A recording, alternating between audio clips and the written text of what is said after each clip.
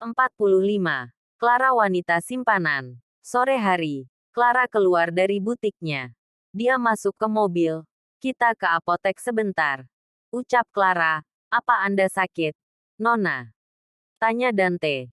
Tak seperti biasanya Clara terlihat lemas dan meminta untuk ke apotek. Tidak, aku hanya ingin membeli vitamin.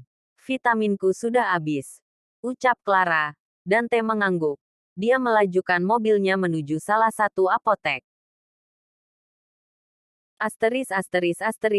Sesampainya di apotek Clara menanyakan alat tes kehamilan. Dia meminta alat tes terbaik untuknya.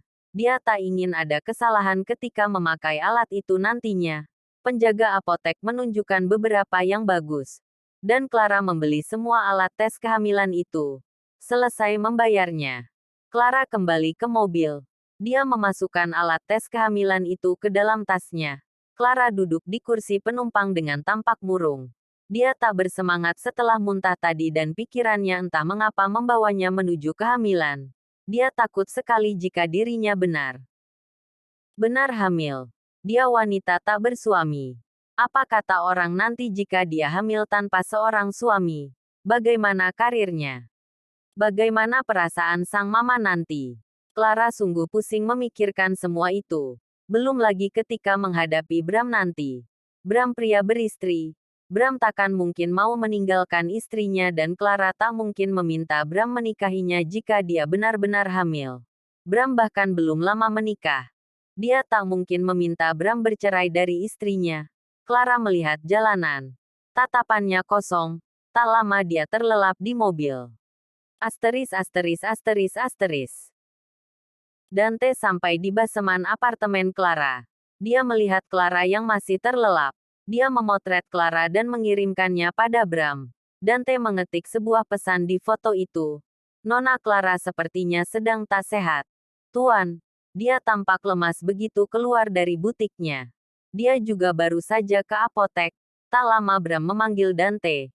Dante keluar dari mobil dan menjawab panggilan dari Bram. Apa yang terjadi padanya? Tanya Bram. Saya tak tahu pasti. Hanya saja, ketika keluar dari butiknya, Nona Clara tampak lemas. Tuan, dia seperti tak bersemangat.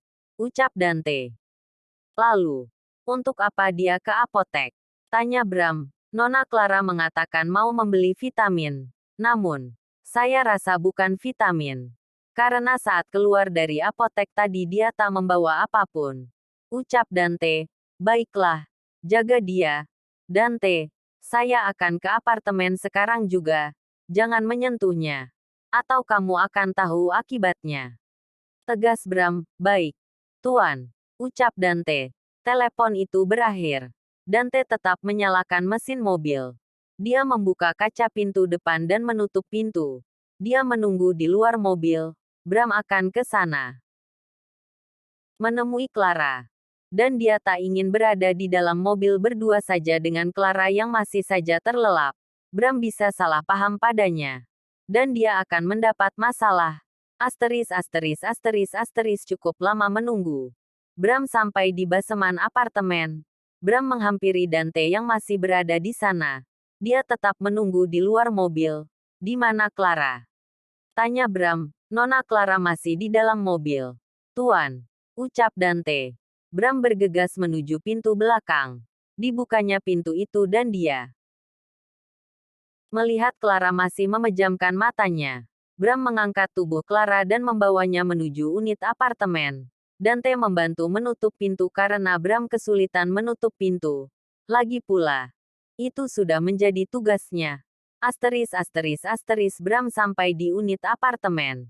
Dia meminta Dante menekan password apartemen dan pintu terbuka. Bram membawa Clara ke kamarnya. Direbahkannya tubuh Clara di atas tempat tidur. Bram beranjak. Menggendong Clara tadi membuatnya berkeringat. Terlebih dia masih memakai jas dan dasi di lehernya. Bram. Clara terbangun. Dan Bram melihat Clara. Kamu sudah bangun? Tanya Bram mendekati Clara dan duduk di tempat tidur di dekat Clara. Kenapa aku di apartemen? Tanya Clara bingung. Dia ingat terakhir kali berada di mobil. Kamu tidur. Dan aku membawamu ke sini. Ucap Bram. benarkah? Sepertinya aku lelah. Karena itu tertidur. Ucap Clara. Ya, apa kamu baik-baik saja? Dante bilang. Kamu tampak lemah. Ketika keluar dari butik. Ada apa? Tanya Bram. Bram menatap Clara. Begitupun dengan Clara. Clara teringat lagi pada kemungkinan dia hamil saat ini.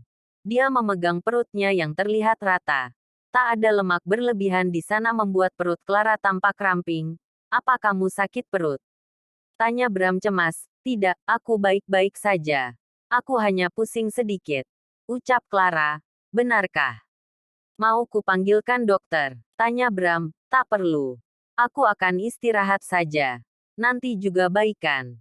Ucap Clara. Clara tak ingin dokter datang dan memeriksa keadaannya di depan Bram. Dia takut mendengar hasil dari dokter nantinya. Baiklah, istirahatlah. Ucap Bram. Ya, kamu pulanglah. Anita pasti menunggumu. Ucap Clara. Aku akan menemanimu. Ucap Bram. Lalu, Anita. Bukankah dia juga membutuhkanmu? Ucap Clara bingung. Di sana banyak orang Clara. Anita tak sendirian. Sedangkan kamu di sini hanya sendiri. Kamu juga sedang tak sehat. Ucap Bram. Clara terdiam. Bram memperlakukan Clara seolah Clara istri keduanya. Bram begitu perhatian padanya. Bahkan Clara dapat melihat kecemasan dari raut wajah Bram. Clara kembali merebahkan tubuhnya. Dia terus melihat Bram yang tengah membuka pakaiannya dan hanya menyisakan celana pendek di tubuhnya. Setelah itu Bram masuk ke kamar mandi. Bram, apa jika aku benar-benar hamil? Kamu mau menerima anak ini? Gumam Clara. Clara memejamkan matanya. Kepalanya masih terasa pusing. Dia ingin tidur. Berharap ketakutannya tak menjadi kenyataan. Selesai mandi. Bram kembali ke kamar. Dia melihat Clara sudah terlelap. Bram teringat ucapan Dante. Dante mengatakan Clara pergi ke apotek sore tadi. Bram mencari tas Clara. Dia membuka tas Clara setelah menemukan tas itu. Bram melihat ada plastik putih kecil. Di dalamnya terdapat sesuatu. Bram menyimpan tas Clara. Dia mengambil plastik putih itu dan terperangah melihat ada 3 buah alat tes kehamilan. Bram menelan air liurnya. Jantungnya berdegup kencang melihat alat tes kehamilan itu dan berganti melihat Clara. Untuk apa dia membeli alat tes kehamilan ini? Batin Bram. Bram pria dewasa. Dia tentu tahu alat itu untuk mengetes kehamilan. Namun, Bram bingung mengapa Clara membeli alat tes kehamilan itu. Bram terduduk. Dia mengingat sesuatu. Aku tak pernah melihatnya datang bulan. Gumam Bram. Bram teringat tanggal dia berhubungan dengan Clara. Di tanggal lewat dari tanggal 20-an biasanya Clara tengah datang bulan. Bram tahu kebiasaan Clara datang bulan. Karena dia pernah meminta pada Clara untuk memuaskan hasratnya tetapi Clara mengatakan tengah datang bulan dan tak bisa melayaninya. Astaga. Bram memikirkan bahwa Clara telat datang bulan. Karena itu, membeli alat tersebut. Lamunan Bram buyar ketika ponselnya berdering. Bram mengambil ponselnya. Dia menjawab telepon itu yang tak lain dari Anita. Halo, Bram, kamu di mana? Aku sudah menunggumu untuk makan malam. Ucap Anita. Tak usah menungguku. Makan saja duluan. Ucap Bram. Kenapa? Apa kamu sibuk? Kamu di mana sekarang? Tanya Anita. Ya, aku sibuk dan takkan pulang malam ini. Aku akan menginap di kantor. Besok pagi ada meeting penting. Ucap Bram. Baiklah. Jangan lupa makan malam. Meski sibuk bekerja. Kamu tak boleh sampai telat makan. Ucap Anita. Ya. Ucap Bram. Bram mematikan telepon itu dan menonaktifkan ponselnya. Malam ini dia akan menginap di apartemen Clara. Dia penasaran apa yang sebenarnya tengah Clara alami. Bram yakin Clara menyembunyikan sesuatu. Bersambung.